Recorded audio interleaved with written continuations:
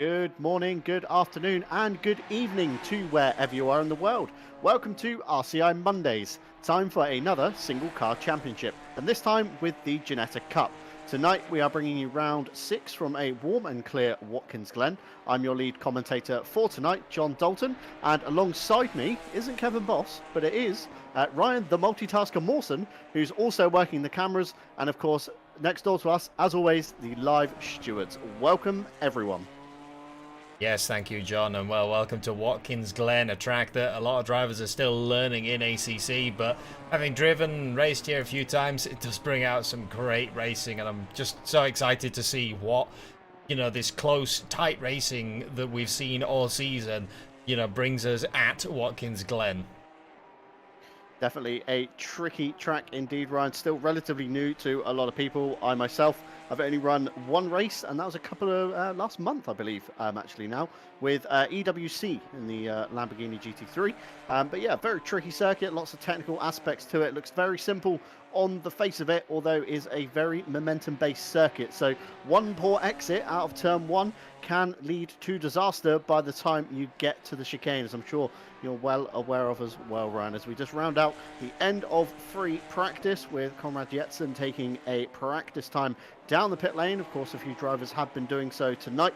Wolf Matuszka, as always, has been doing his relative kind of out in for the past kind of 15-20 minutes that I've seen out the commentary booth, and Joe Dorber likewise following in with David Grunstrom. So great to see these guys practicing the pit entry. Of course, very tricky aspect to get right in the race, Ryan, as I'm sure you remember a few drive-throughs this season so far. Very much so, and it's probably one of the harder to the master pit entries and pit exits almost on the calendar, because the pit exit really wants to fire you out, back into the traffic. You've got to control the car. You've got to not let it run away from you. And the pit entry is obviously right on the apex. You do actually have to use your indicators and signal to people what your intentions are, otherwise you might find a very brightly coloured Ginetta spinning you around. Yeah, pit entry, very tricky. You got to almost scrub so much speed compared to kind of if you take the normal line through the last corner. You have to hug a very tight line. Race admin Tim Ireland has already said that you want to see cars below the yellow line upon entry. So expect to see a few indicators here tonight, and maybe even a few kind of false indications, maybe trying to make your opponent jump before you in the 1 hour race. Of course, as always with the 1 hour races at RCI, we do have a mandatory stop. 1 litre of fuel to be added in, no tyres to take, although with the temperatures tonight, these Pirellis are probably going to be screaming out in core temp alone, let alone in pressures. Obviously no tyre blankets on the GT4 cars, so it's going to take a few laps for these guys to get their tyres up to temperature. Yeah, very much so, and it's going to be interesting to see what the strategy might be in quali, because we're riding on board. Well, I say riding on board, we will be soon with the 796. It is Benjamin Heilman, car that is still wanting to do really well this season, but have you noticed Wolf Matuszka really not wanting to let go of the back of the 795?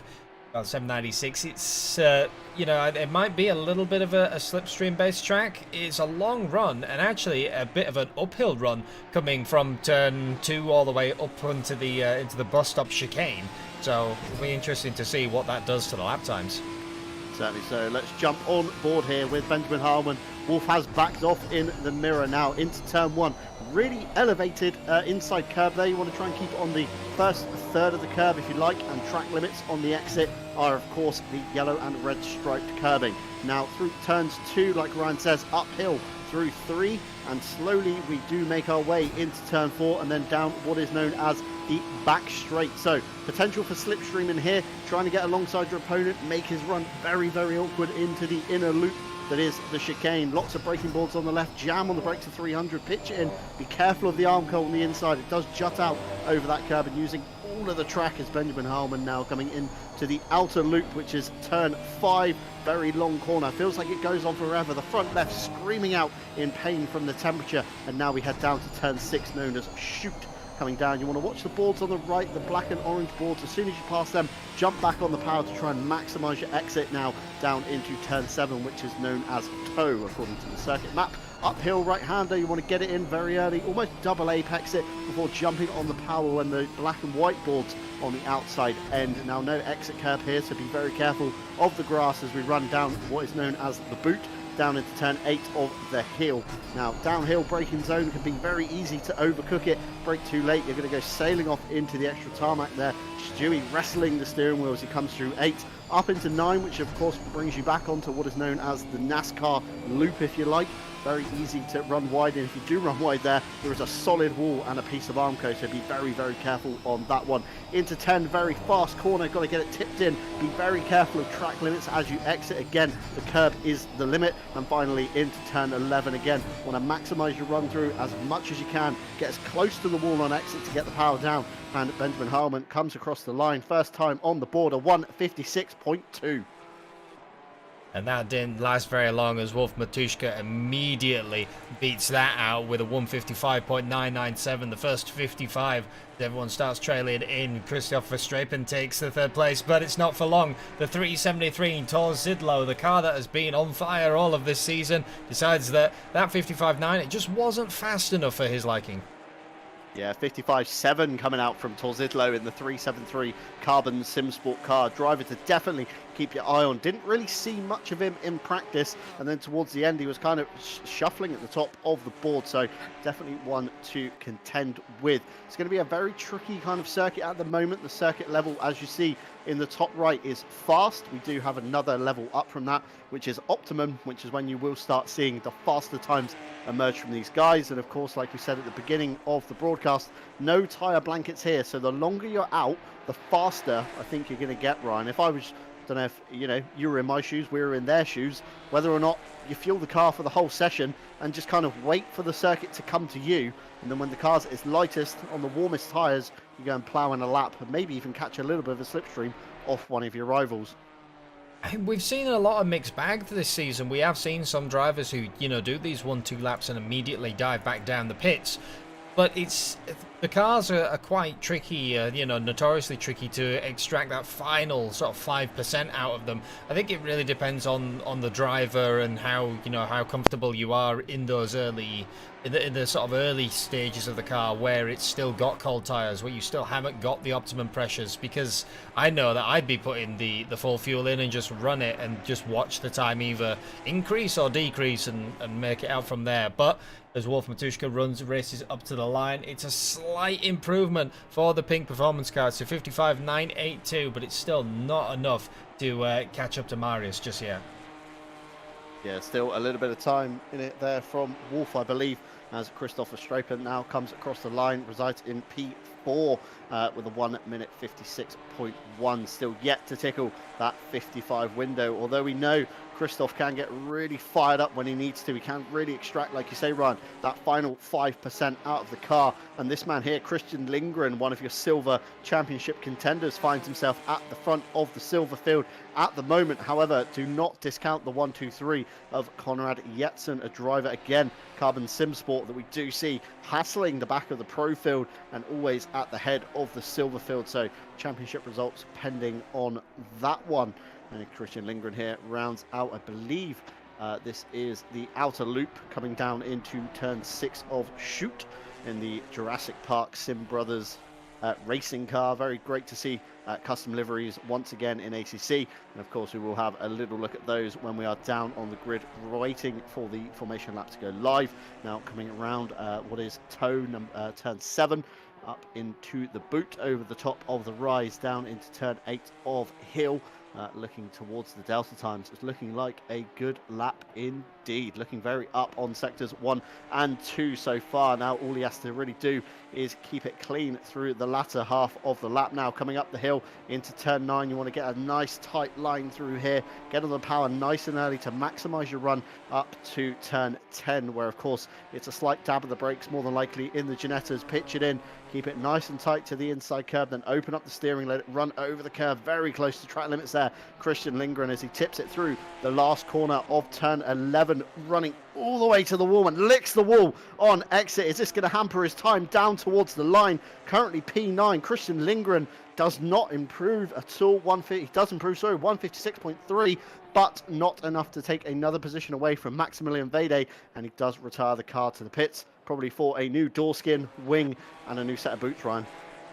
Well, the 33, they had so much more delta actually than we were, commenting on. They had what would have been almost a pole time coming into the boot section. It just bled away, and that's kind of what we were mentioning, is that the small mistakes, you lose that momentum, you lose that one bad exit, and you can just watch the time disappear with these Ginettas. They are not exactly easy to master. Tom Shipston comes racing up to the line, and it's a big improvement for the 60 for the Ground Zero Racing. It's into P11, just outside the top 10, and only a few silver cars left before he can get up to the the pro class. Currently, next car in front of him is Maximilian Vede, a car that I expected to see a little bit higher.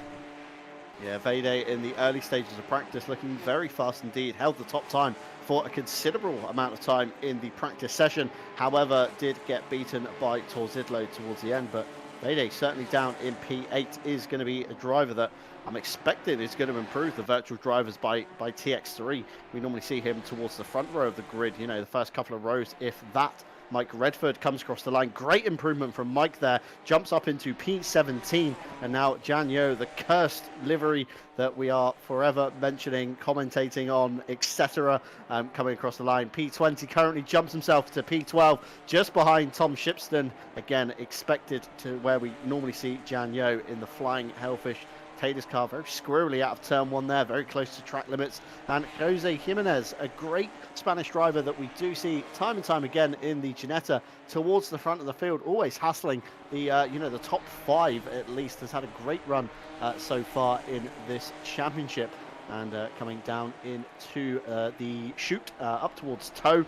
Car ahead of him there looks like either Benjamin Harman possibly, or Christopher Straper. Hopefully will not hinder his lap at all. Just ahead, he might even get a little bit of toe off the car ahead, possibly coming over the top of the boot down towards turn 8. Very, very long run between these turns, so maximizing your exit, carrying as much speed as you can through all of these turns is going to be very crucial. Every single corner I'm looking at on the track map has a considerable run, and it's going to be very detrimental if you do make a mistake on exit, lose any speed to your rival, like we see time and time again in the previous rounds, as the RCI yellow team car there pulls across to the right hand side, allows Jose Jimenez through to complete his lap. Currently resides in P3, round the second to last turn, turn 8.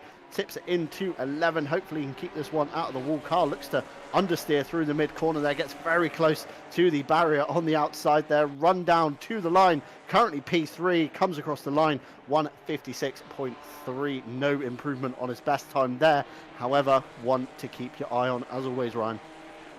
Yeah, and we've kind of reached this point of qualifying where a lot of the drivers now, it becomes this very difficult section where extracting that final 5%, this is what it's sort of come down to. A lot of deltas that are either, they're up slightly and then you just completely lose it. A lot of people are just holding station. A lot of cars now will really start to be feeling the effects of the tyre wear, because it has been a number of laps. GT4 cars don't historically hold on to their tyres the greatest, and with the added tyre temperature and the fast track, you're sliding around more, you're understeering more, you're graining them, you're wearing them out, and it just gets harder and harder as the session goes on. And that's what a lot of people have fallen foul to. Maximilian Vede, it was an improvement, but you just see there the car understeering, twitched out a little bit wide, and that will be an invalid lap. Has got probably 2 more goes if you really get a shift on, but coming to the end of the session, it still hasn't clicked over to that lovely sweet spot of optimum. Yeah, still a little bit to go on the track grip levels by the looks of it. Still looking to the top right hand side of the screen is only fastened. Vede bumps the wall on the exit of the last turn. Not going to be great if he wants to run to the end of the session. Now Wolf Matushka looking at his delta, looking very, very good indeed, coming through the later half of the lap here up into turn 9 before rounding into 10. Gonna have to get a great run there. Oliver Hagstrom Vigashu just in the back of the shot, but so far so good on this lap. All he's got to do, watch the track limits on the exit of 10, running all the way safely to the curb there. Doesn't go over it at all, keeps it very clean and allows him to get a great turn in and a run through turn 11. The Delta bleeding away slowly, maybe a very cautious last turn. However, Wolf comes to the line and he does improve a 155.627. However, not enough to knock Torzidlo off that number one's position. No, because while we've been busy talking about that, Marius Torzidlo went out and went faster again. It's a 55.4 is your provisional pole, and Marius isn't quite done yet. The Delta is still up. Looking at the lap time that they've done, we will also still get one more go around in the Carbon Sim Sport 373. So, you know, you've got to be thinking now this is the time to push, because Wolf Matushka has been slowly chipping away at your time. It was a blistering time out the gates from the Carbon Sim Sport car. It took almost the entire session to really catch back up to him, but under pressure now and coming up on the rise, coming back out of the you know, to the heel and coming out of the boot section, it is a big improvement. So almost 2.5 tenths for the Carbon Sim Sport car. You've got to watch the track limits on the exit. You see the concrete, and a lot of drivers want to naturally run out there, get a little bit of a better exit, but it doesn't do you any favors when your lap is invalid. You see all of the track and a little bit of dust kicked up there on the Carbon Sim Sport car. It will hurt the run slightly. Just got to hope that you can keep it you know, nice and tidy through the last two corners. And really, this run is the critical run, because in a Ginetta it's so long to the start finish line. You just watch your Delta bleed away, and it was a little bit of a loss, but it's still be an improvement. A 55.3 is the provisional pole, and now Wolf Matushka's got to find almost 0.3 of a second.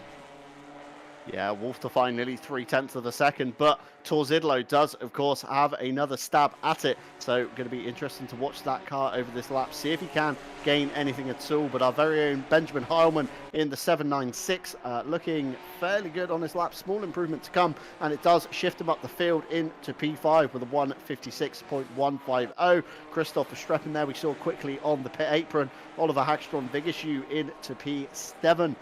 No real, I don't think that was a valid lap last time looking at it. It was quicker than his best, but didn't knock his best off. And Jan Yo has slowly tumbled down the order, coming now into the penultimate corner of turn 10. Checkered flag is, of course, out, looking to see if Jan can improve his time at all. Looking fairly good on the Deltas as he comes around the last corner. Got to keep it clean. Does bleed a little bit of time as he takes his run to the line. P15 for Janyo, slight improvement there with a 156.7. Konrad Jetson in the other Carbon Sim Sport car ahead of his teammate Torzidlo here, not close enough to benefit each other from a slipstream, although both coming out of the boot section now, down into the hill, if you like, turn 8. Got to keep it very clean, as Ryan said last lap. Very tempting to use all the outside line. Helicam there proving to be a good angle to see are the drivers exploiting all of the track limits or not. Coming now back out onto the NASCAR section, using all of the curb and nearly some more, like his teammate just in the background there, now towards the penultimate corner. Turn 10, rounding it very cautiously. See drivers not using as much exit curb there as I thought they would. They're using a lot less to be able to get it back over to the left-hand side, and then very understeery around the last corner. We're seeing a lot of problems here for Ginetta's coming to the line. Currently P12, shoots himself up into P9. Silver pole sitter Konrad Jetson as Victor Nordquist. Can he do anything about this one in the Sim Brothers racing car? P19 for the number 19 car. Ironically, comes around the last corner. Again, we're seeing a lot of understeer from these guys. It's going to be a very tricky one. Swerves towards the inside of the pit wall. Doesn't improve, unfortunately. David Grunstrom in the back there comes across the line to finish his lap. And Benjamin Heilman, last driver across the line, currently sits himself in P5. Very close times there, Ryan. If you look from P3 behind him, we have Jose Jimenez on 62.5. Less than half a point behind him. Unfortunately, not present tonight. Mikael Sundstrom, Andy Boardman in P7 with 57. 48.5 for Maximilian Vede. Mark Elgard, another driver I've not spotted here tonight. Unfortunate because he had such a strong run out last time at Suzuka. 38.5. And Joe Dorber rounds out your top 10 with 32 points. Janyo now brings into your P11 with 31 points. Oliver Hagstrom Vigishu with 29. Bart Matcha 24, joint with Albin Manson in P14. Dario Barzaghi, I believe, has signed out of the season, but he did accrue 18.5 before he did. Tom Shipston on 10 and 10.5. Matthias Tornberg on 9. Nicholas Nordqvist on 6. And everybody below Nicholas Nordqvist has unfortunately signed out.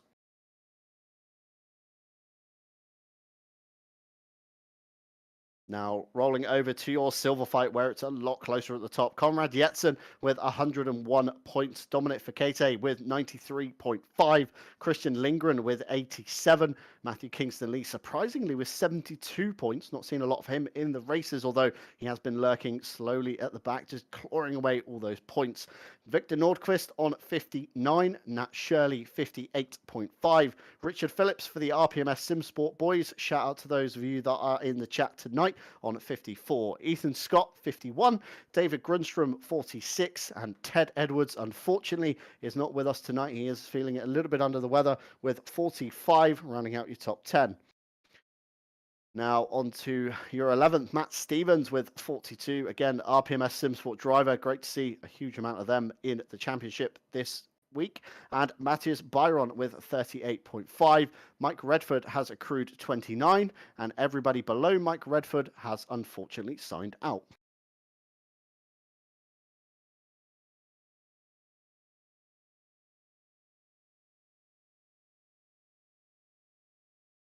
Well, it's about that time when we look for the grid track. We're just trying to have a... we had a little bit of a mechanical hiccup in the background. We've just been fixing on. It's the usual thing here. You bring all of your gear to all the way, you know, across the lakes to America, and guess what happens? Things break in transit. But as we go back to the live pictures, it is going to be Marius Torzidlo is your pole setter, and it's going to be once again another great battle. I feel Wolf Matushka managed to just run away with it last week. I don't quite think he's going to have that same luck today. Yeah, so last time out at Suzuka, we did see Wolf Matushka take a commanding victory. Side by side into turn one went Matushka and Torzidlo, but it was, of course, the German driver on the right who prevailed over the hour race slot. And Torzidlo, of course, hanging on to P2 with Verstappen, who is all the way down in P6, took the P3 at Suzuka. So all still to play for tonight as we take a slow walk down the grid. Jose Jimenez to your right. We then have the 005 sitter of Benjamin Harman to your left. Teammate Christopher Straper to the right. Oliver Hagstrom Vigishu to your left. And then Andy Boardman rounds out your kind of first segment of pro cars, if you like. Konrad Jetson, of course, with the blue and green, very similar Carbon SimSport livery. Unfortunately, not on the car tonight. Not sure if they're using a different car, but I'm sure I've seen Jetson with the Carbon SimSport decals on just last week. However, I could be completely wrong. Of course, RPMS shout out we're having the chat, which we do get to now, as we see on the left, Matt Stevens in the 77, just ahead of him, of course, Christian Lindgren in the Jurassic Park kind of Sim Brothers racing liveried car. Joe Dorber sits just behind them. We have a trio of kind of yellow cars on the right. We have the Sim Brothers car, we have Joe Dorber, and then we have Matthias Tornberg, I believe, in the other yellow car, just behind. Nope. Yes. Yes? No, yes. Who knows? I think so. Dominic Fekete, actually, just behind there in the yellow car. Tom Shipston on your left for Ground Zero Racing. The cursed livery of Janyo, as always, on the left.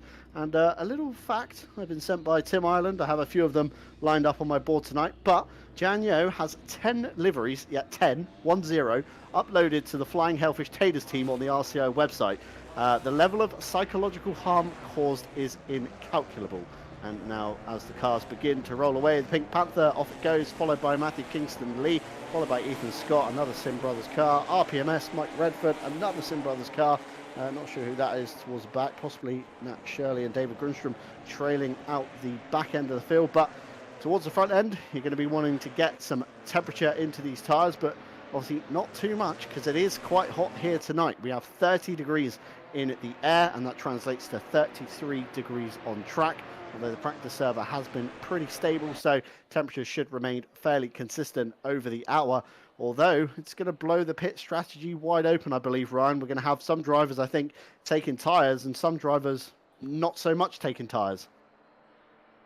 Yeah, and that's going to be you know, really, really interesting towards the back end of this race, because some drivers do seem to do a lot better on their tyres. You know, we've seen it where a few people have elected to take tyres in this series, and then a few have not, and there's some drivers who just turn into complete free fall when they don't, and you know, really, really start to struggle. But Watkins Glen, you know, it's going to be one of those tracks. It's not very kind to your tyres, and it's also, I imagine that, you know, if you get stuck in a battle that is really, you know, not to your favour, if you pit so early, you know what I mean, it might help you in the shortcomings, but then you're just going to get completely passed in the later stages of the race. Like you said, just because of the momentum, you're not going to be able to carry that corner speed, and you're not going to have the run out onto any of these straights. And in a Ginetta, you don't have any more power to really power past anyone. Yeah, power is something that Ginetta does lack, although all towards the top end in the V6 engine. But the front left, Pirelli, is the one that's going to be taking the bash in here with the majority of the turns, including turn 5, the outer loop. The long right-hander that seems to go on forever is going to be punishing that front left so much, and especially in these temperatures, it's going to be very hard to drop the temperature out of the tyre. I'm wondering if these guys are going to be running very open brake ducts, but again, we run the risk of having, you know, no straight line speed with the ducts wide open at the front of the car. It's going to be very tricky indeed. And just to round up the remainder of the calendar, of course, we're here for Watkins Glen tonight, before next week heading all the way back over to home soil for myself and Ryan, wrapping it all up in England at Donington Park. That is next Monday on the 5th of December, where we will see who gets to take the Ginetta crown now as the drivers round through turns 9 towards 10.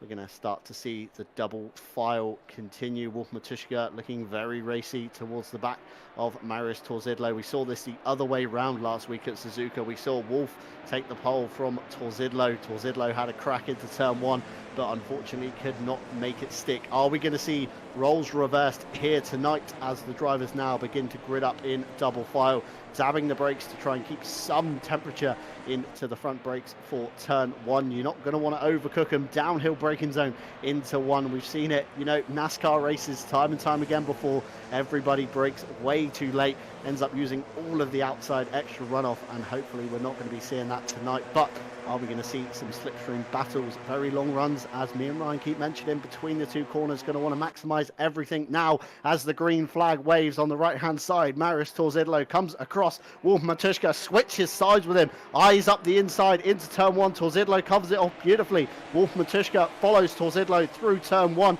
and the camera's cutting off the back half of the field. Unfortunately, can't really see what's going on, but looks all clean. Benjamin Holman side by side with the Straper, nearly 3 wide with, I believe, that's Maximilian Vade on the outside, down into the silver class. Dominic Fekete looking very smooth. Matt Stevens looked very close to the wall there. Not sure if he tagged it right. It looked like he bumped himself off and threw himself over to the side. Now Wolf Matuszka having a crack into the inner loop already. Looks to the outside, can't make it stick. Over the curb in the grass, rallycross style for Wolf. It's going to be something these Pirelli tyres are not going to enjoy. Obviously, the lowest pressures they're going to be at is now, and you risk with pressure loss, especially when they're this low, Ryan. It's not going to be good for the remainder of the race.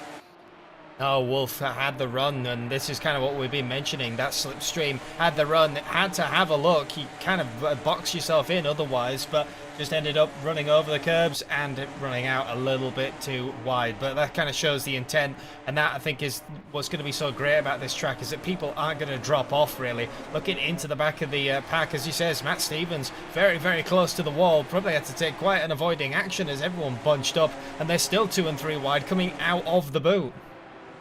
Yeah, still not settling down towards the back end of the field. However, looking to the track map, nobody has really tailed away from the field, so it has been a relatively clean start. We're probably going to see the stewards looking into any contacts that they have on their notes of paper on their stewarding systems to see who may be at fault, but we will come to that later, as now all the cars single file into turn 10. Benjamin Holman up into P4 from his grid position, I believe P5. Christopher Straper has followed him as well. Jose Jimenez, one of the big losers, on P6 currently. And looking to the front, Maximilian Vade, one of the big gainers from that opening lap, Ryan. Fastest lap provisionally to him.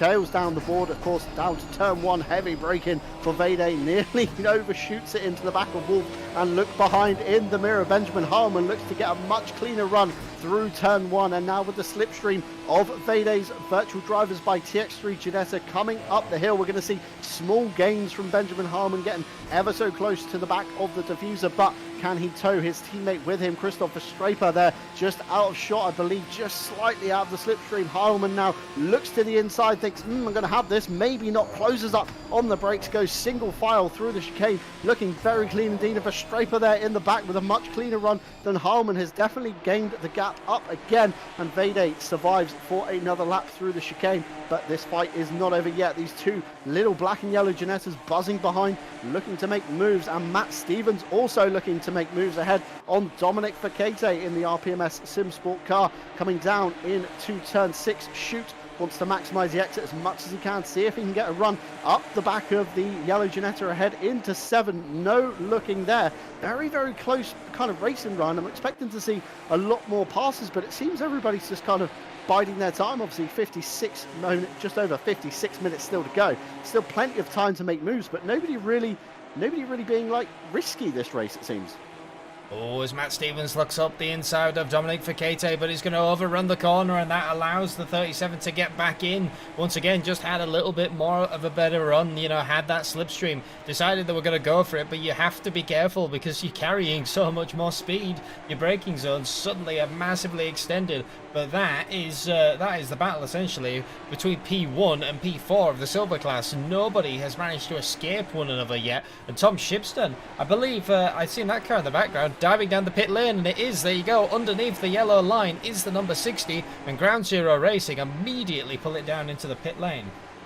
Yeah, very surprising. Like we said on the opening lap, Ryan, whether you're going to pit very early, you're going to be struggling towards the latter half of this race. Obviously, still 55 minutes just over to go, and if you're pitting now, taking tyres, it's going to be very detrimental come the end. You're going to have guys that are on tyres 20-30 minutes fresher than yours. As we ride on board now, Oliver Hagstrom Vigashu in the 811, tucking up the back of Andy Boardman, jinking left, jinking right. Boardman goes to cover the inside onto the inner loop chicane. Hagstrom Vigashu on the outside, breaks early, slots in back behind Boardman to try and maximise his run through the chicane as much as he can up into the bank corner now of the outer loop of turn 5, taking a much tighter line to Boardman. Boardman's going to be scrubbing speed, and this does allow Hagstrom Vigashu up to the inside, of course, becomes the outside now for Shoot, squeezing him down to the bottom of the curve. This is fantastic racing from these two seasoned veterans here at RCI. Vigashu using all of the curb and some more as he tries to maximise every single inch of the track he can to try and get alongside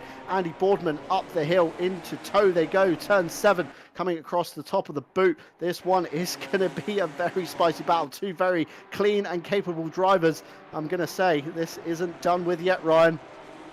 Oh, yes, like you said, the 811 using every single point that they could, trying to look for just that one Ginetta-sized opening, but every single time it was just closed off by Andy Boardman, just enough that the move wasn't on. And as he says, they still haven't really managed to pull themselves away. Although meanwhile as well, this is happening. That's still the silver class battle happening in the background. Conrad Jensen has not managed to leave Christian Lindgren at all, and those two are fighting tooth and nail. And I think that's the 811 also doing the same strategy, has decided, nope, I've had enough of this battle, pulls it down the pit lane like Tom Shipston did. And I think, is that Dominic Fekete in the background?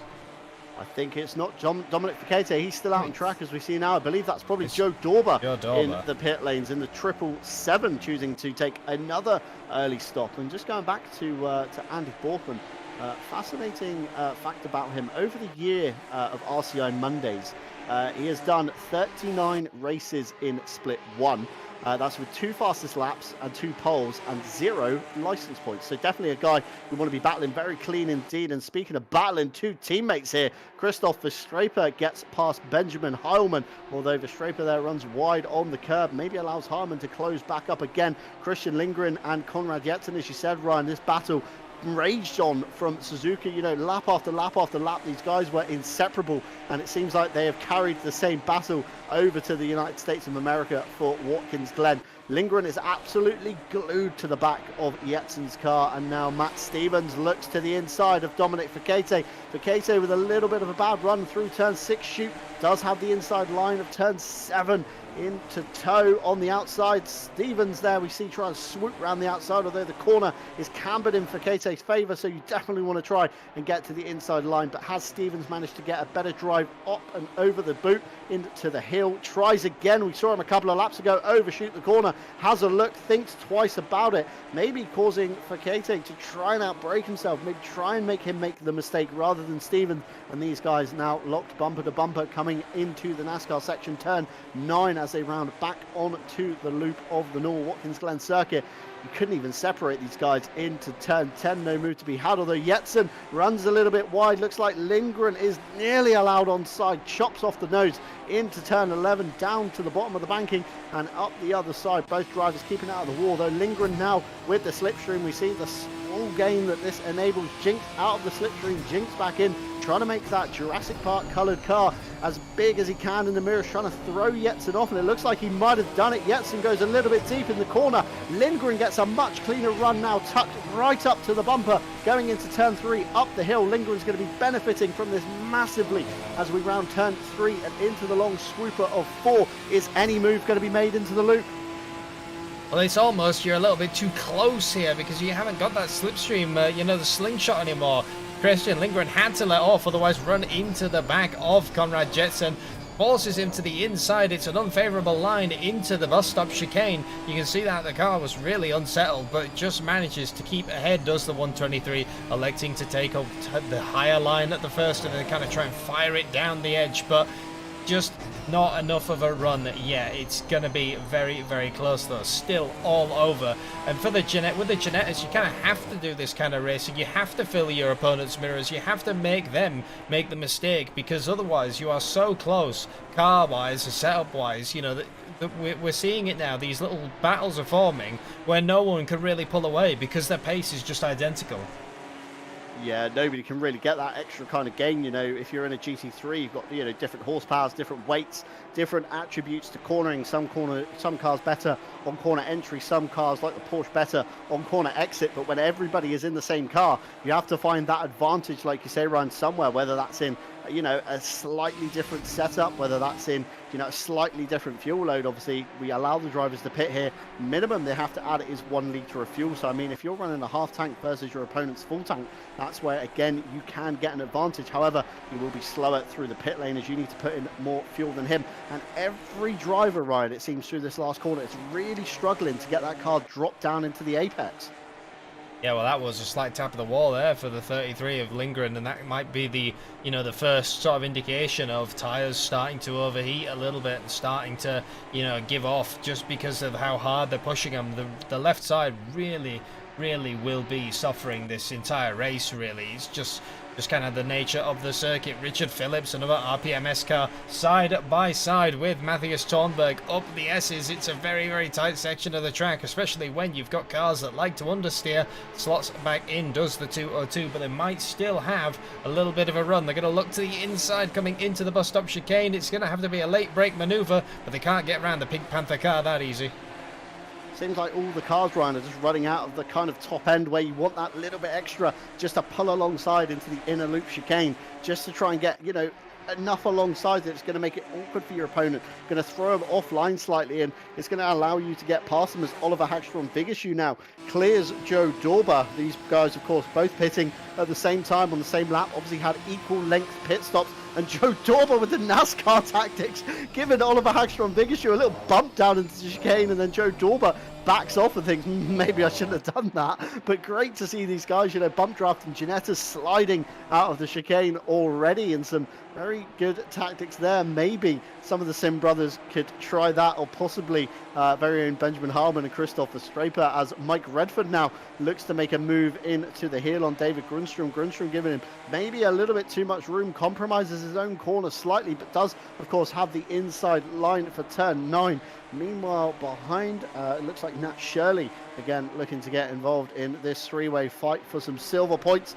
Great to see these guys running in a train, and of course we're going to see some slipstreaming maybe down the start-finish straight. Redford there compromises the exit of turn 10 a little bit. This is going to allow Nat Shirley to close up that gap behind, and Shirley certainly has. Looks like he's going to try and pull alongside now, although Shirley not quite close enough to maybe make that work, although it does wiggle around a little bit in the mirror. It's going to make Mike Redford look in them ever so slightly, but doesn't decide to lunge it down the inside of turn 1. I think Ginetta still got quite a lot of time, and I believe a little, nope, no technical hits there. It looked like Shirley there lagged out just how far he went off circuit, although maybe just messing up turn 1 and throwing himself over the extra tarmac. Now Matt Stevens has another crack at Dominic Fekete into the inner loop chicane. No move to be had again. These guys still going at each other, and this allows Jan Yo behind to kind of lurk with the cursed faced car, and to see if he can maybe shoehorn his way through past Stevens, and maybe might be able to find his way past Fekete and open the door, although Stevens looks to have maybe done that, as Fekete now kind of leaves a Ginetta-sized gap, but still Ryan, isn't enough to get alongside. As much as the 37 in front, you've forced them off that line. You can see the car sliding out, but you yourself can't just plant the throttle because you just don't have the grip. It won't gain you anything, and you just end up in this situation. You just need to play this game of cat and mouse, waiting until they've either made a big enough mistake. And like we said, the slipstream is very interesting here. It is effective. It's gaining people time, but if you end up too close, as Dominic Fekete runs off the road, has ended up rejoining, Matt Stevens is going to look to the inside, but it's shut off, and this has now really brought Janyo into this battle, as well as behind as well. That's the 6 of Grunstrom, I believe. Everyone's started to bunch up for this battle, but the slipstream can bring you closer to your opponent, but we're not seeing that big slingshot, that's making people be able to pass their opponent, and it just appears that in 6th gear, the poor little V6 is screaming its head off, but it just can't do anymore. It hasn't got any more power to give. Yeah, it's almost like me as an asthmatic trying to run a running race. It's great at the start, take off great, but then towards the end you just slightly run out of breath and you think, I haven't really got much more to give, so I don't really know what I'm doing. It seems to be the same in these Ginettas. They seem great at towing each other kind of up the hill over the crest in turns 2, 3 and 4, but by the time you get to the inner loop of the chicane, it's very hard to get alongside, as Matt Stevens now is going to prove just that. Darts to the outside of Dominic Fekete. Fekete still not giving it up, very well within his right. Of course, these guys battling for the 3rd step of the silver podium. Matt Stevens bails out across the grass, and Jan Yo's had to take avoiding action, and Ethan Scott has also found his way through now, and this brings him back into an RPMS SimSport queue with Richard Phillips just behind him, of course coming under pressure from Matthias Thornberg, although not for position on Phillips and Thornberg. Two very different classes. We have obviously Thornberg in the pro, represented, for those of you that haven't watched our streams before, by the white number board alongside their name. Anybody with a grey number board, of course, we denote as a silver in quotation marks driver, but some of them are far from that silver status. Of course, everybody is well within their right to have a battle. Nobody has to yield anything at all, although it's going to be very, very frustrating for these pro guys to be stuck behind the silver guys. Of course, you look at Thornberg, he's got to clear 3 silver cars before he gets a crack at Jan Yo, who of course will give him some more championship points. So riding on board now with the RPMS SimSport car, coming up into turn 9, nearly running into the back of Matt Stevens there. Don't want to have any friendly fire kind of stuff going on between the two of you, and Ethan Scott is now just ahead there. We see the back of the yellow car just gapping away slightly from Dominic Fekete and Jan Yo, although it's going to prove, when Jan Yo starts fighting Fekete for position, it's going to draw this 3, 4, 5-man train just onto the back of him again, and one of the Sim brothers car, Victor Nordquist, getting involved as well at the back there.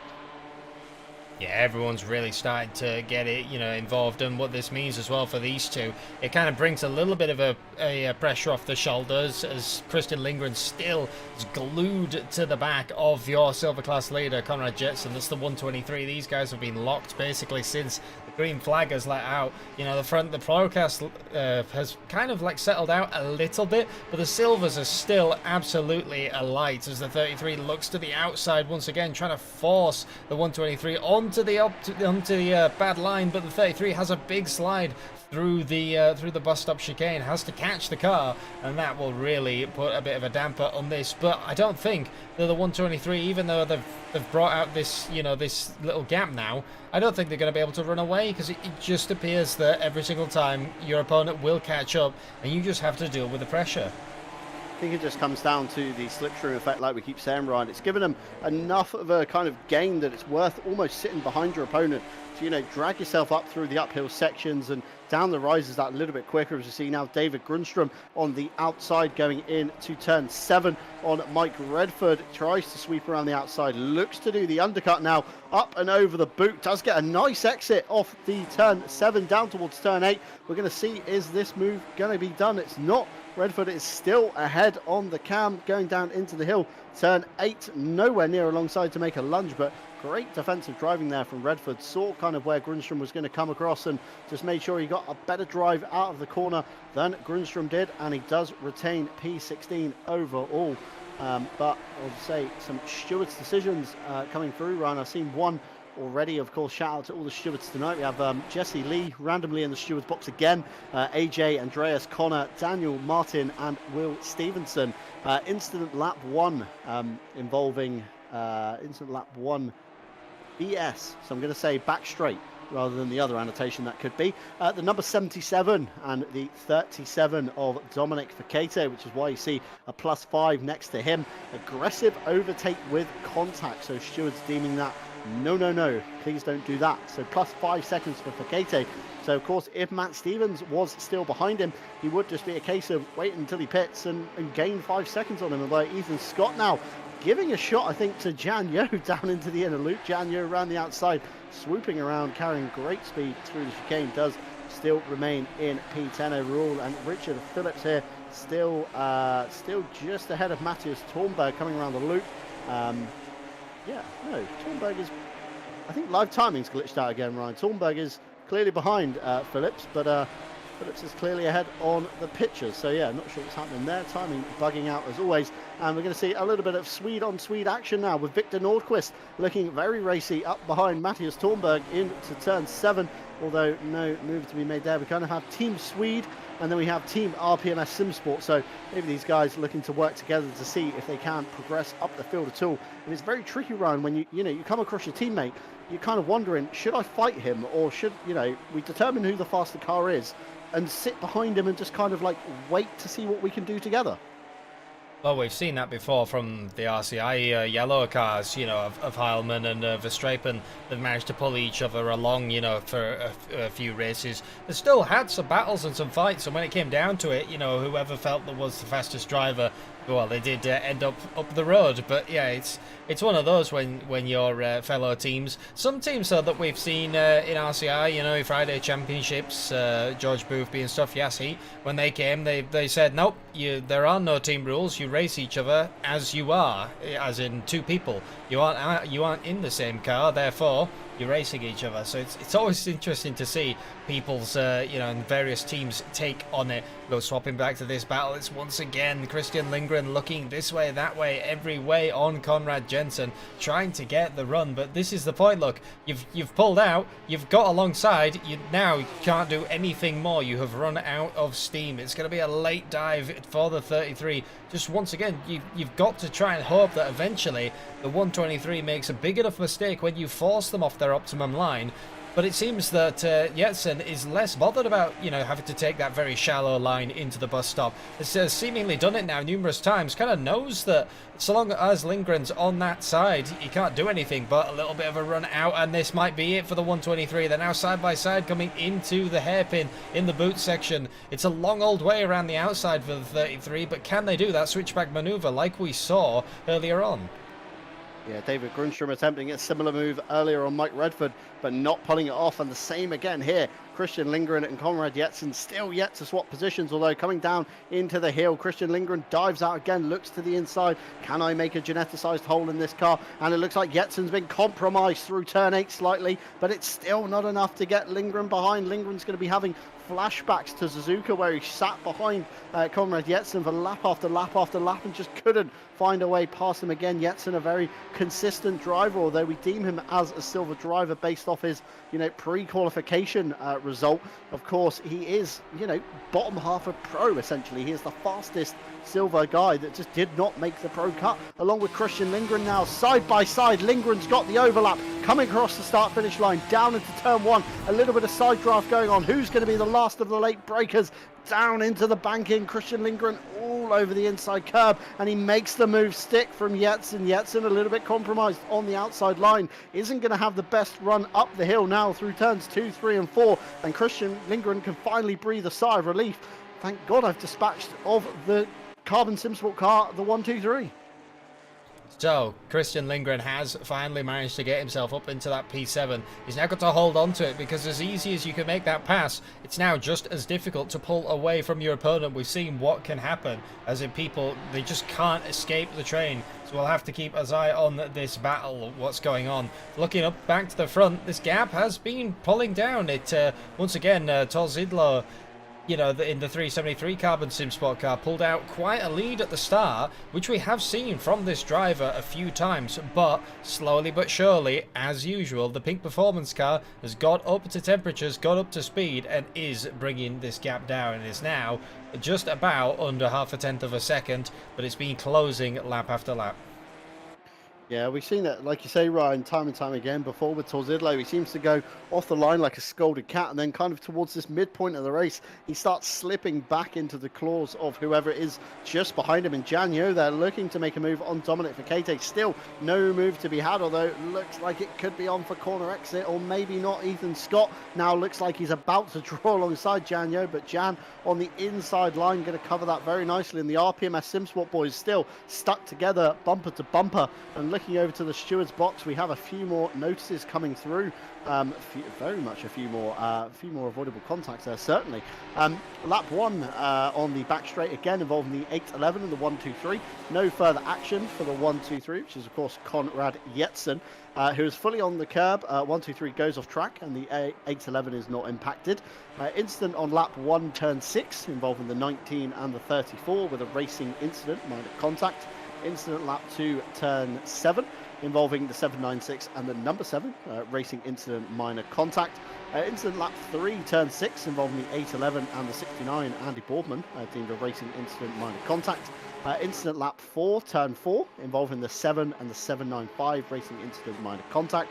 Lap 6, turn 4, involving the 811 and the 777, racing incident, minor contact. Incident lap 7, turn 8, involving the 37 and the 77, deemed avoidable contact, and a warning for car number 77. That is, of course, the man you're looking at here, Matt Stevens, going a little bit radicross through the chicane once again. So all eyes for the stewards are going to be on him at the moment. And finally, incident on lap 8 involving the 811 and the 777. A warning for car 777 again for avoidable contact, Ryan. And 777 is, of course, Joe Dorber. And I think that was probably for the bump draft we saw him try on Oliver Hagstrom Viggershoe down into the inner loop. Yeah, I think that might be flagged up as a bit of a avoidable contact, but you can't really do much about that, really. Daniel all over the inside curb and sliding the car around. It's allowed Ethan Scott to get alongside. Has the inside coming out of the boot. You've got to keep them there, though, because if you let them, have too much of a run, they have the inside for this corner. The 48 is going to be hung out to dry on the outside line. Still trying to push, still trying to hold this position. You can see that car sideways, and they're still side by side. They still haven't sorted this out. Meanwhile, that's also brought Richard Phillips into the battle. Jan Yo trying to hang it around the outside, not get the track limits. That's one thing you've got to be careful with, when you're trying to do this maneuver, is just the track limits. But the 48 just holds it ahead, but you've got to be careful now, because you're under attack once again coming into turn 1, because you didn't have the best of the run. Yeah, it looks like Ethan Scott nearly side by side with Jan Yo. Jan giving him all the room on the inside line, swoops it around the outside. A little bit of track limits there probably for Jan, although has lost some time, so I doubt that will be a warning. Although this now brings Ethan Scott side by side again, and the RPMS SimSport driver of Richard Phillips is just behind him looking to capitalise. Ethan Scott allows almost the RPMS SimSport car to go through, and of course he's lifted a little bit too much, and it's of course allowed the teammate as well, Matt Stevens, to tow through past Ethan Scott, so he's lost 2 positions, one of which being obviously to a pro car and 2 of which to a silver car. So sliding is Matt Stevens. I was going to say sliding back down the grid, Ethan Scott, although Matt Stevens has trouble with the inner loop for a second lap in a row, and his tyre's probably going to be screaming out, and Victor Nordquist now finds his way alongside Matt Stevens, I believe, in the background, and gets past him, so Stevens slipping down the order as well. Well, Victor Nordquist managed to gain a position for basically nothing, back into the 13th position for the Sim Brothers racing car, and this train has just not stopped really. A lot of other trains have kind of spread themselves out. We've seen the alternate strategies playing out from the early pitters. Jose Jimenez is currently the person who leads that battle by quite a margin over Oliver Hegstrom Vigasu. A good 4 seconds it's taken is the 1-2-2. So that's interesting to see what the strategies for those cars might be. We'll have to keep his eye on who is the leader of who's pitted, and see when when your front runners pit. I think if anyone's going to pit, it's going to be within the next couple of minutes for your regular strategy players, and then it's going to be right at the end for the people who are on the bit of the oddball strategy. Yeah, so mixed strategy up and down the field today, I believe. Air temperature 30, track temperature up a degree to 35 now. So again, the Pirellis are going to be taking even more of a bashing with 8 turns to the right versus the 11, of course, to the left. It's going to be, 11 turns in total, with 8 of them being to the right. Worded that very poorly, if I do say so myself. But yeah, the front left Pirelli is going to be absolutely taking a bashing, especially through the long swoopers with the high speed. For example, turn 5, the outer loop, not going to be a nice tyre to have a look at in the garage afterwards. But looking forward now, Ethan Scott back alongside Richard Phillips, looking to make a move in the Pro Class. RPMS SimSport blocked from turning in. Ethan Scott on the inside there. Great manoeuvre from Ethan Scott in the 34. Makes a move stick on Richard Phillips and pushes himself up into P4 overall in silver. He's only got to clear Jan Yo before he can have a stab at Dominic Foucault back alongside him, although goes defensive, looks like into turn 6. Just to cover off that inside line. I don't think this is over yet, and Victor Nordquist all the meanwhile looking to make even more moves up the field for free just by people having battles and throwing themselves off momentum. It's just allowing Victor Nordquist to kind of tow himself past everybody. Well, when you're in this position, you kind of have the best view of what's going on, really, out of your windscreen. You can see what everyone else is battling and spinning their wheels on. You know that if you can set yourself up, that eventually you'll get it. It's going to be a bit of a lunge there from Matt Stevens. You saw Victor Nordquist, actually saw it in the rearview mirror, dived out of the way of the RPMS car. That has then opened himself up to be battled by that is Matthias Thornberg in the big Panther car.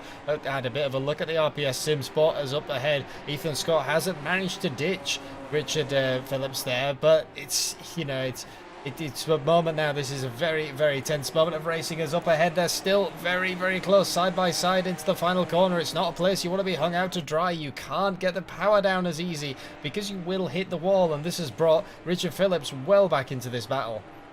Yeah, looking to the YouTube chat, Manzo, teammate of the RPMS SimSport guys, saying, go get him, Rich. And just as that message appeared, he did jump Ethan Scott, although a little bit of a poor exit out of turn 1. Now brings Ethan Scott back alongside into turn 2. Coming up the hill, Victor Nordquist, he chooses a car to slipstream, and that's not going to be Ethan Scott, but it is. And then, of course, Matt Stevens up the inside now of Victor Nordquist. 2 wide, 2 deep. Matthias Thornberg coming into the fight as well. This is like something you see out of NASCAR ride. Nearly 3 wide into the chicane, but they think better of it. RPMS SimSport, be very careful of each other. I don't want to be seeing any friendly fire, and somehow 2 wide, 2 deep. Everybody makes out alive, Ryan. Well, when we saw almost 3 wide there, I was thinking that this is going to end in complete tears. Really, the bus stop chicane is only 1 car wide at the best of times, even though they are tiny little Ginettas.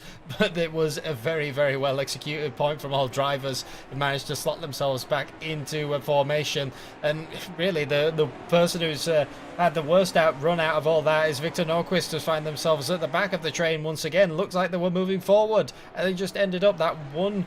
The one moment where they ran out of momentum, they've ended up all the way at the back again, and now that has brought Matthias Thornberg looking on the back of the RPS SimSport cars.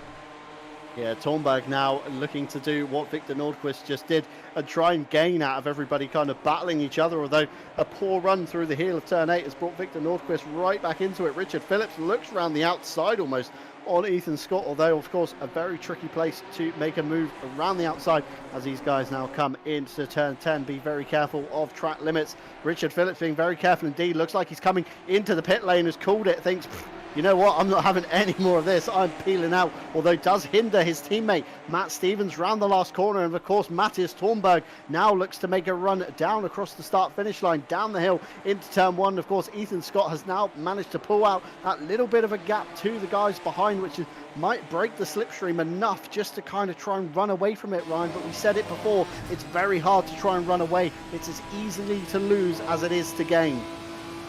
Very much so. This is almost the perfect position that you want for Matthias Thornberg. You want to be far enough away that the slipstream, gives you a little bit of slingshot, but in the mirror, you're going to have to defend soon. That is Victor Norquist. It's the 19 looking up the inside, but decides better of it. A very, very committed run through there brings him back into contention, right up to the back of Matt Stevens. And as he says, now with one teammate out of the way, it might be that this battle calms down just enough for Matthias Thornberg to start making the moves back up to his pro class. Yeah, we've got Team Swede behind. We've got Victor Nordquist and Thornberg, although Thornberg looks to be coming under fire from one of the Nordquists now. Albin Manson in the other Sim Brothers car looks to try and make a move on Joe Dorber. These guys, of course, battling for pro, along with Tom Shipston just behind in the Ground Zero Racing number 60, although we see Albin Manson turn in there and the front end just slides up the banking, and the front left Pirelli is really not going to be liking this. But Manson has already pitted, I believe, one of the first to come into the lane, and still 27 minutes left to go on this set of boots. I don't think these early pitters that didn't take tyres are going to be in a very favourable position come another 20 minutes time.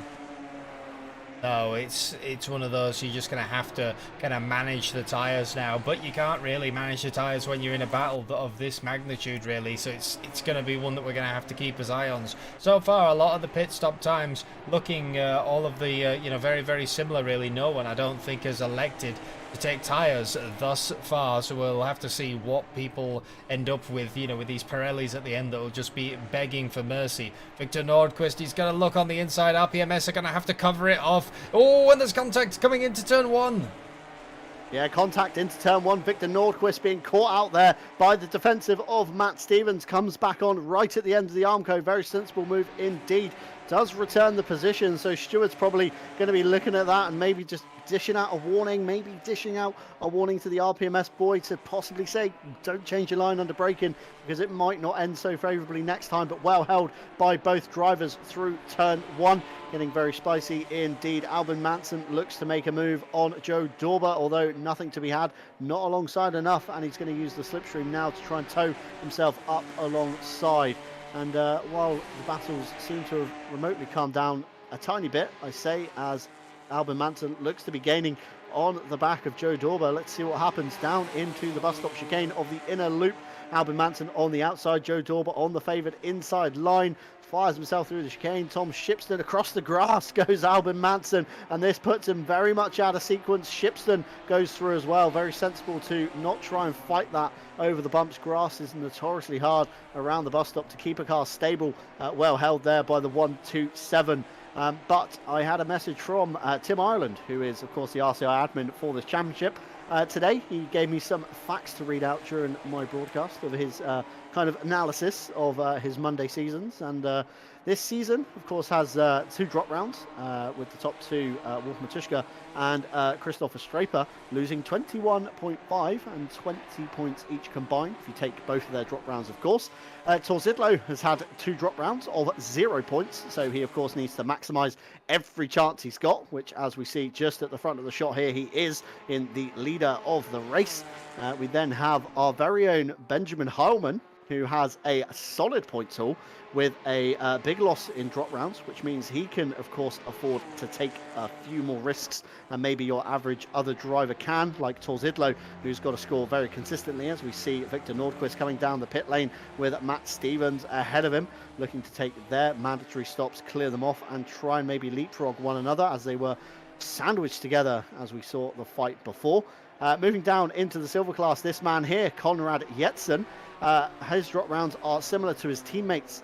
He's only got 3 points to lose, which means he has to score very solidly indeed if he wants to claw on to his championship. Dominic Fakete in the same boat as Torzidlo with 0 points to drop, so again has to score big to keep his hopes alive.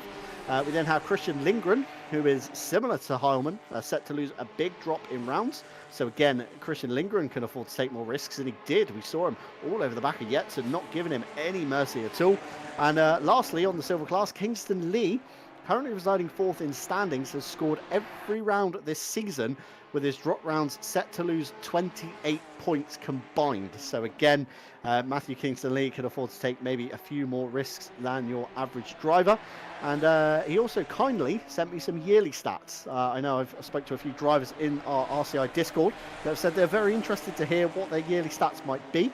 So Matthew Kingston Lee, the man I was just speaking to about, has the most pre-qualifying laps ever for a Monday at 650 laps turned on our pre-qualifying servers. That equates to nearly 20 hours spent in pre-qualifying servers this year alone. We then have Andy Boardman with the most races done in Split 1, with 39 to his name that we mentioned earlier. It includes 2 fastest laps, 2 poles, and 0 licence points. Wolf Matuszka, as you'd expect, has the most points on a Monday with 1,023 points scored over the year. Attributing this is 7 fastest laps, 12 poles, and 12 licence points. So maybe next year Wolf cool it down a little bit and skim those licence points down. The highest licence points in the broadcast splits, and he averages 39.25 points per race. Of course, with the top 30, the top points in a 30 car field, obviously equals 65 for a win, so big score in there. Our very own Bart Matcher, unfortunately not here tonight, but he does have 400 points with 1 pole, 1 fastest lap, and 0 licence points. Michael Sundstrom, another driver not here tonight, but in a similar boat with 404 points, no poles, no fastest laps or licence points. And finally, Jan Yo, that we did mention earlier, has 10 liveries uploaded to the Flying Hellfish Taters team on the RCI website. The level of psychological harm caused is incalculable. And speaking of psychological harm, Albin Manson now on Tom Shipston into the bus stop, round the outside. Albin Manson goes. Tom Shipston maybe a little bit hesitant on the inside line there. Definitely we've seen drivers on the inside line come out of there succeeding, and Albin Manson now sliding up the bank, and as we see time and time again on his laps, allows Shipston to kind of take the outside line down into the chute for turn 6, side by side. If Tom Shipston can hold on to this around the outside, it's going to become the inside line into turn 7, but Shipston backs out of it. But great move there from Albin Manson. Well, that's kind of the distance that you really wanted. It wasn't, you know, Albert Manson wasn't too close to Tom Shipston. It's if you're so close to the person coming out of turn 1, turn 2, you don't get that slingshot opportunity. You know, you get almost to the same speed and then just run out of puff. Whereas for the 127, they had just the perfect amount of gap. They had the big speed overlap, managing to fire it around the outside of the bus stop chicane, keep it on the road, and that has now promoted them up into the 16th place position. One more pro car behind them in the field of cars that have already pitted, and now he's got to turn his attention to Joe Dauber, who's in all this sort of scrapping around, has managed to pull out just a little bit, has the bright yellow car ahead. So keeping your eyes on that. Still on the leading of the road, it is still Jose Jimenez leading your cars that have pitted, and out front no sign of any of the leaders wanting to dive in. I think it's going to be another few minutes left on the clock. Everyone's going to dive back in. Yeah, certainly so. Not long left to pit. 18 minutes just over on the window. Just under 20 minutes left to race today. We then move across to some stewards results again. Looking to the left side of the board, we now see Ethan Scott and Kingston Lee with some penalties. So we have a lap 8, turn 11, involving the 811 and the 777. A warning for the car 777 for avoidable contact. We then have lap 12, turn 1, involving the number 1 and the 555. We have a 5 seconds for the 555 of Matthew Kingston Lee. Hits the number 1 in the rear and nearly takes out the 555. Severe avoidable contact, so stewards not very happy with Matthew Kingston Lee tonight. An incident on lap 14, turn 5, involving the 77 and the 34. We have a 5 seconds for the car 34 for an overtake with avoidable contact, and the 34 is of course Ethan Scott. I'm not sure if we managed to catch that on our broadcast. That doesn't really ring a bell with me, but unfortunately those top two guys, the 34 and the 37, still get to pit, so the 5 seconds will be added to their pit timer. Drivers such as Matthew Kingston Lee that has already pitted, of course his time will get added at the end of the race. So Kingston Lee's going to have to pull out a 5 second gap to whoever he finds himself ahead of come 18 minutes time. So really get your head down and focused. And this battle here is seeming to gap itself out a little bit now. Tom Shipston not as close as he once was last time out on Albin Manson, but Albin Manson does look like he's getting a little bit kind of closer to Joe Dorber. It could just be a little bit of a psychological effect I'm seeing, maybe not truly happening, although Conrad Jetson nowhere near Christian Lindgren now, flicking back to where these guys were. We saw these guys locked bumper to bumper in the early stages of the race, and now good gapping between the two, Conrad Jetson, Christian Lindgren. Lindgren's just got to have a very clean pit stop, get himself kind of in over the line as cleanly as he can, get himself straight on the jacks, drop in the litre of fuel. If he's taking tyres, get them on nice and quick and get back out again. But if you're leaving it this late, I don't think anybody, Ryan, this side of the pit window is going to be taking tyres. It just seems, you know, too little too late as such.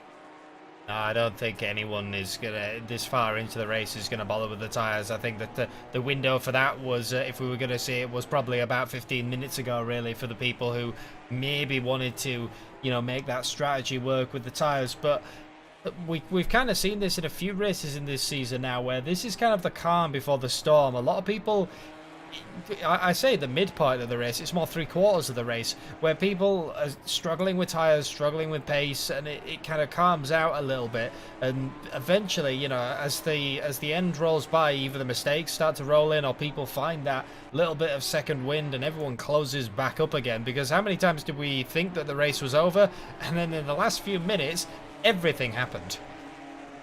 Yeah, most memorable one for me, Christopher Straper at Bathurst, kind of nowhere near the front of the grid, pitted very early, kind of drilled in the fast laps time and time again over the hour course, came round the first corner on the very last minute of the pit window, so every driver was in the lane that needed to be, and he came out with a win. So yeah, just as we think it all kind of settles down, it just kind of ramps itself back up again when these guys come down pit road. I think it gives the Pirellis a nice chance to kind of cool off a little bit, lose a little bit of pressure, you know, kind of reset themselves before going out for another 15 minutes of solid racing or so. Just a little rundown here of the week at RCI, of course Monday with the Ginetta Cup, final round being next week. Tuesday we're still finding ourselves with an empty slot since the APAC Cup rounded up. Wednesday sees our Random Track Championship take itself to round 2.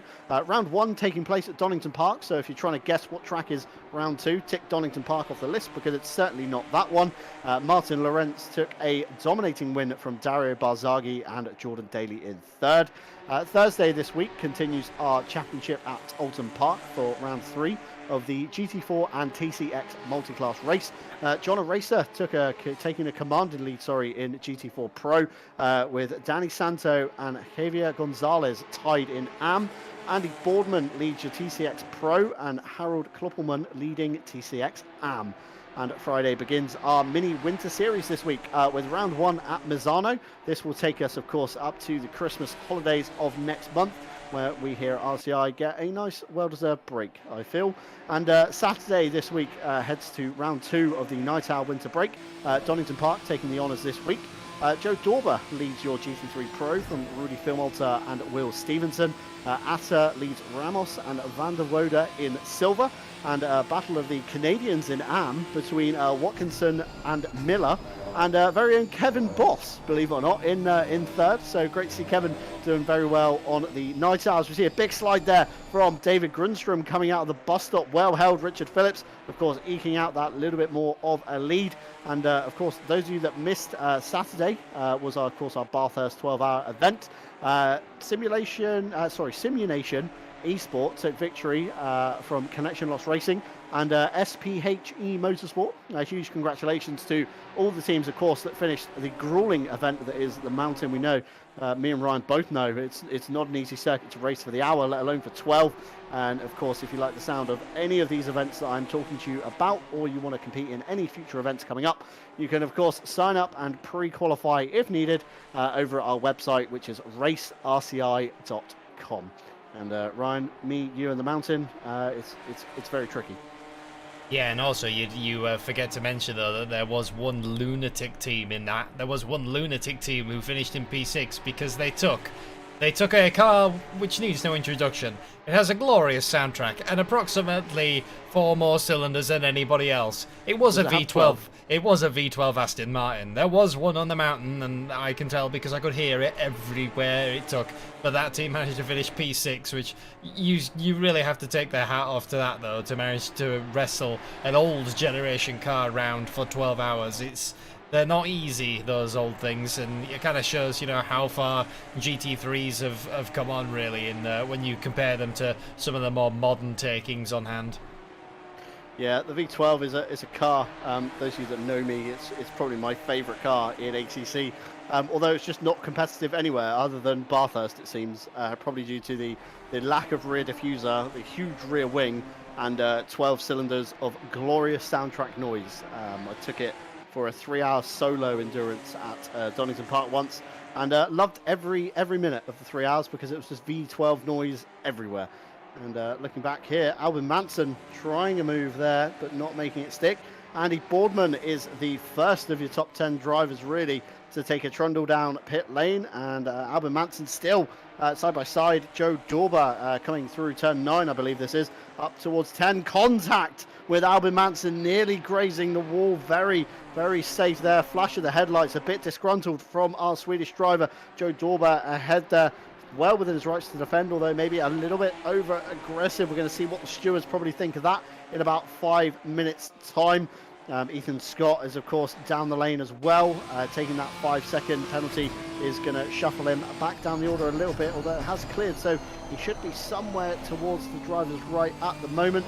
No car to be seen there, although once he does exit the pit lane, the white P will disappear from his name, although Manson now is dropping back a little bit on the back of Joe Dorber, which is, of course, going to allow Tom Shipston behind well within to the slipstream frame now.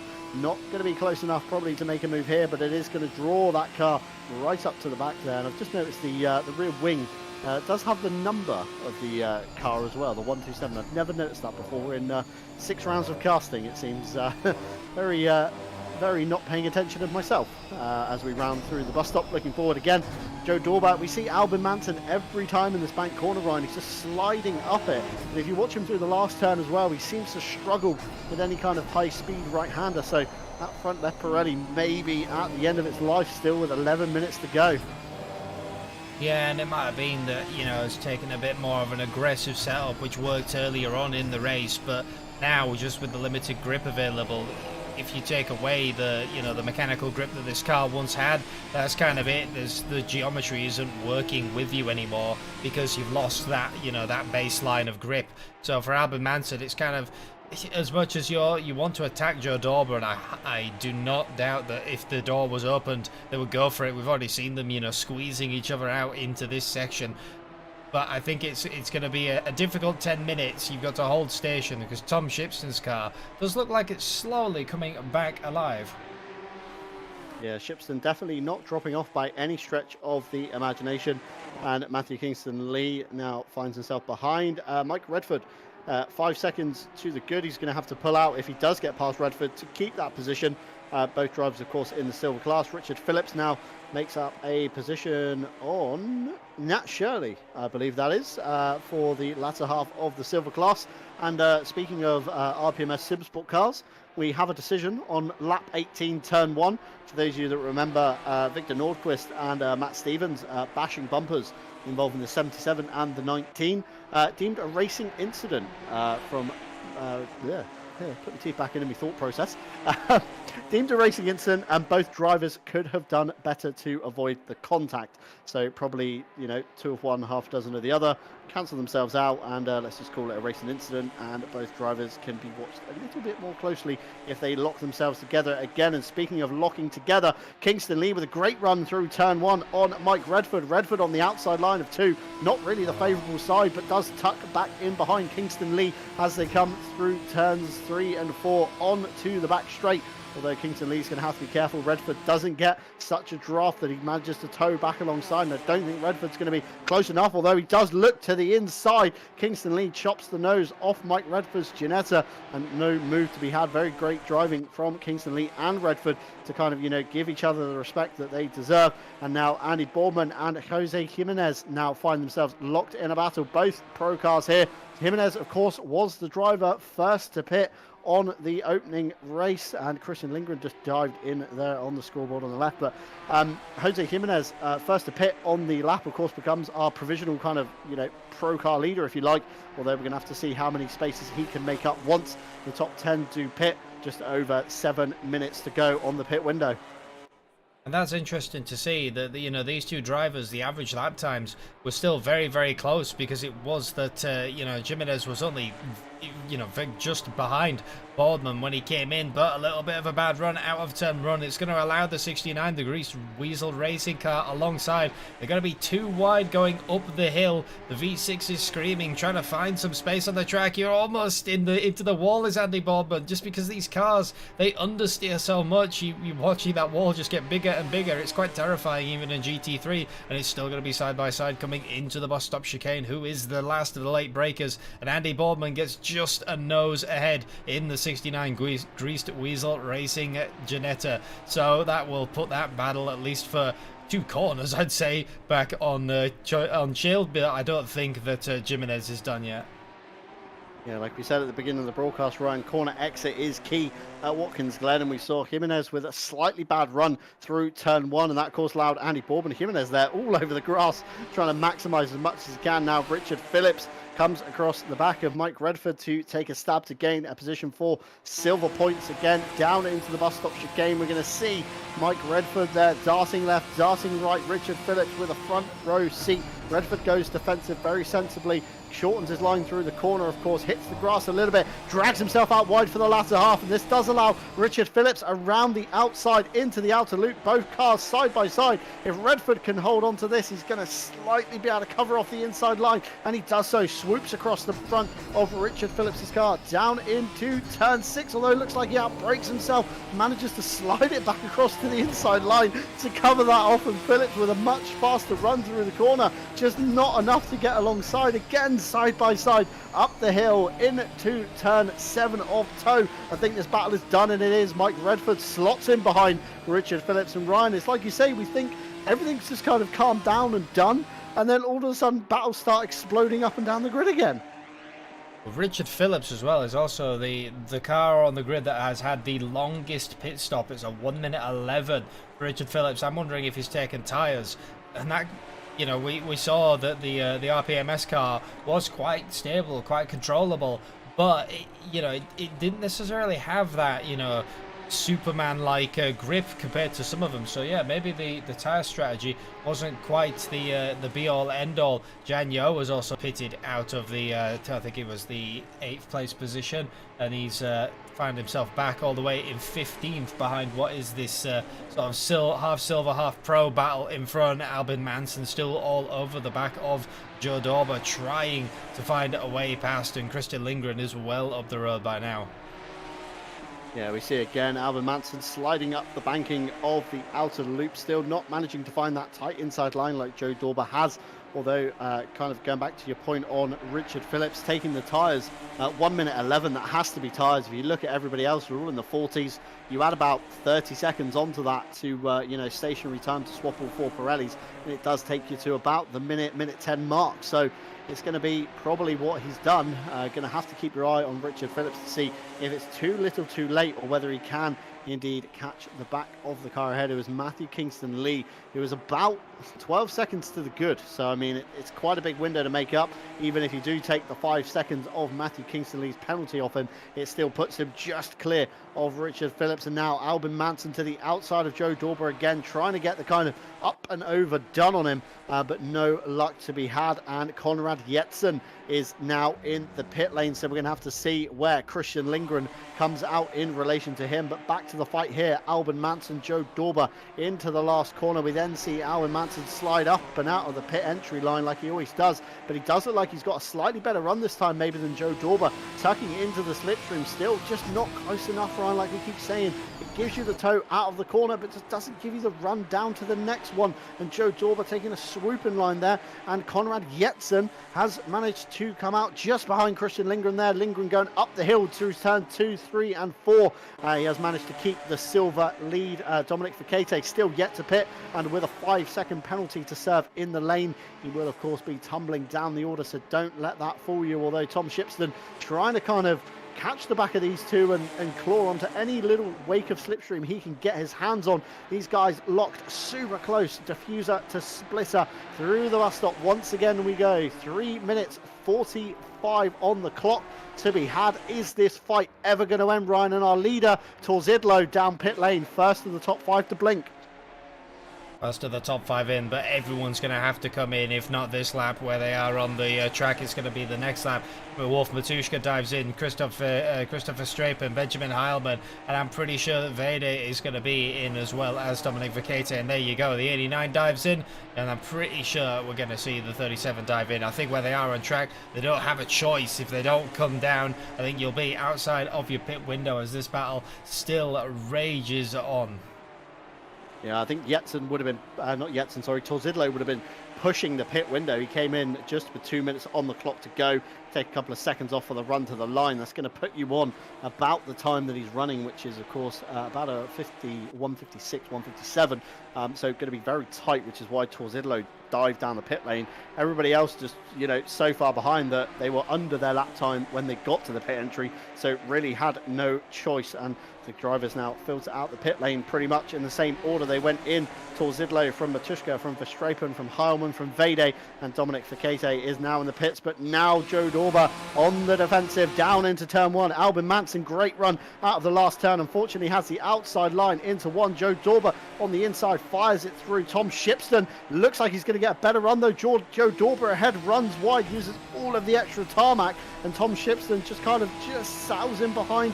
Although Albin Manson's going to be probably a little bit upset that you see the flash of the lights there reflecting off the tailpipe, Ryan. He's not happy that Joe Dorber took a lot of extra track to escape that one. And now he's going to have ended up under attack from Tom Shipston. You can see the giant orange car in the mirror. Albin Manson catches the grass, has to catch the car. Very well held from the Symbolers racing car to keep it on the track. 2 wheels on the grass and braking normally spells complete disaster. The 127 managing to keep the battle alive, keep this dream of the, basically a P11. I think a top 10 is overall the sort of been and gone now. Those 2 silver cars have just been in a battle of their own today and really have run up the road. But it's all starting to kick off again as Andy Boardman has also ended up being passed back again by Jose Jimenez. Yeah, not sure what happened there to Boardman. Of course, Jimenez now back past him. Maximilian Vede just up the road, and Oliver Hagstrom Vigashu is now brought into this fight again. One of our early pit stoppers that we didn't really see much of. We saw him dive into the lane, and then we haven't really seen him since. But obviously, since then, he has been clawing back some time. He's on an invalid lap at the moment, which suggests maybe track limits somewhere. Andy Boardman there going invalid as well on his time. Just trying to catch the back of Jose Jimenez. The leader, of course, Torzidlo, has crossed the line with about 1 minute 10 to go. So this will spell the final lap for these boys as well. Locked in a 4-way fight. We have Maximilian Vede ahead Jose Jimenez just in front of this car here. Andy Boardman and Oliver Hagstrom-Vigishu just behind. So we've got one fight here, Ryan, and we've got one fight with Joe Dorber and Albin Manson still raging on just behind. Into turn one they go. Again, Joe Dorber this time off on track limits once again, Ryan. I'm going to see what Albin Manson maybe thinks of this after the race, but it just seems like Joe Dorber's abusing that turn one just to keep his dreams alive. Just ahead of Albin Manson, and a little bit of contact there by the looks of it on Boardman and Jose Jimenez. Elbows out. Boardman goes sideways. Oliver Hagstrom-Vigishu straight through the middle. Jimenez manages just about to fend off Oliver Hagstrom-Vigishu here around the outside, but detrimental to Boardman. We were saying earlier how well he's done on 0 license points in the whole of the Monday season, and maybe just curse of the commentator has struck once again. Vigishu putting it to the door of Jimenez as they come around turn 6. Up into turn 7, it's enough for Jimenez to now go on the defensive and block that inside line. Hagstrom-Vigishu having to slam on and kind of turn out of the corner almost to avoid contact.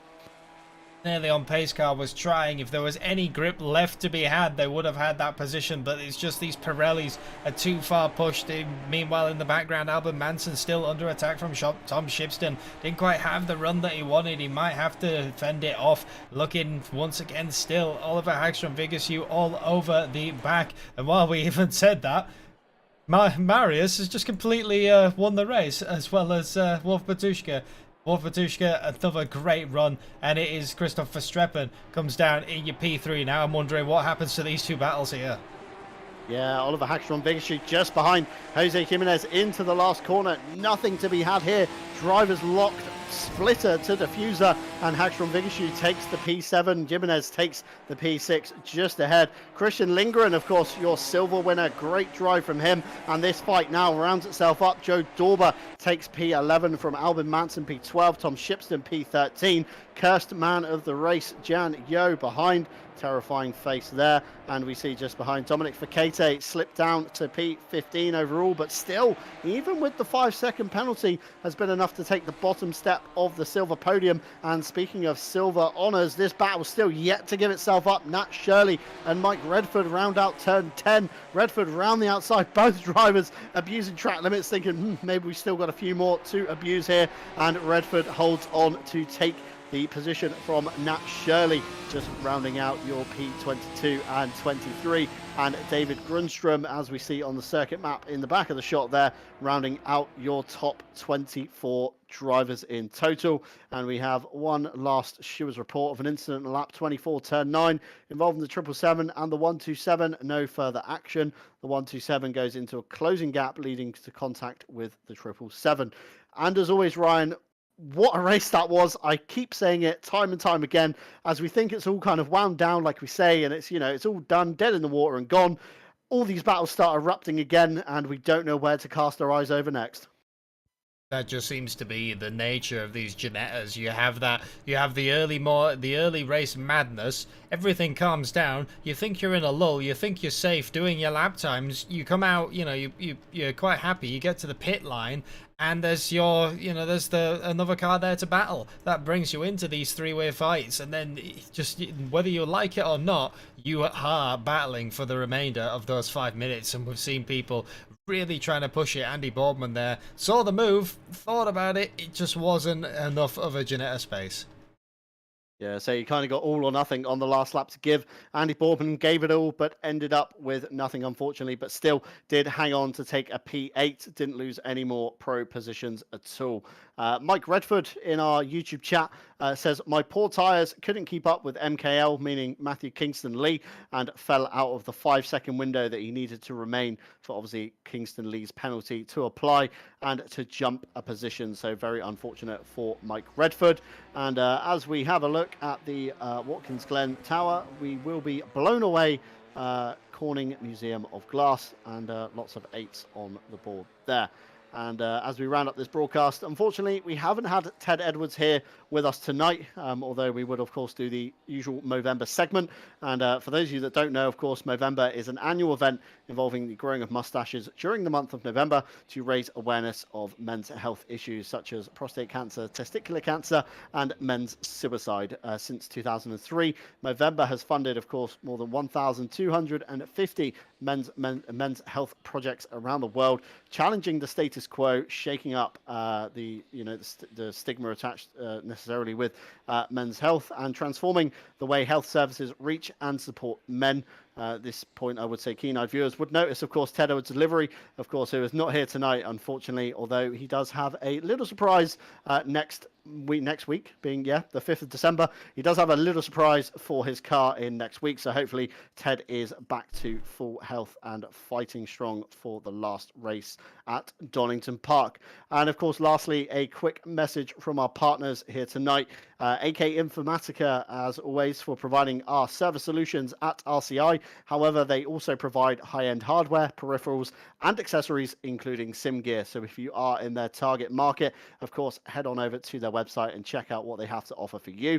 Driver61.com. You can, of course, get 25% off your driver coaching by using our discount code with a link in the description below, and head on over to driver61.com. And finally, Fanatec, your one-stop shop for the best sim racing equipment on the market. You can, of course, use our affiliate link in the description below, and it won't cost you a single penny, but it does help us here with the running costs at RCI. And of course, shout out to everyone tonight that has made this broadcast possible. Myself, Ryan Mawson, all our live stewards behind the scenes who you don't necessarily see, but you do hear from them, including Andreas, Martin, Connor, Daniel, Jesse, and Will, to name all the people in the box tonight. And of course, this does bring us to the end of our broadcast here tonight on RCI TV. Remember to hit the like button, smash the subscribe button and the bell icon, and all that cheesy YouTuber goodness. It does help us with growing here at RCI, and obviously sends us out to a wider range of audiences. And thank you to everybody tonight that has joined us in the chat on the stream, including quite a few of the RPMS SimSport boys. A lot of support there up and down the chat for their drivers tonight, Richard Phillips and Matt Stevens. So, of course, from myself, John Dalton, from Ryan, the multitasker Mawson behind the cameras and on the second mic, a great job as always from him. We bid you farewell from the Ginetta Cup. We hope you have a wonderful week, and we will catch you on the next broadcast on RCI TV.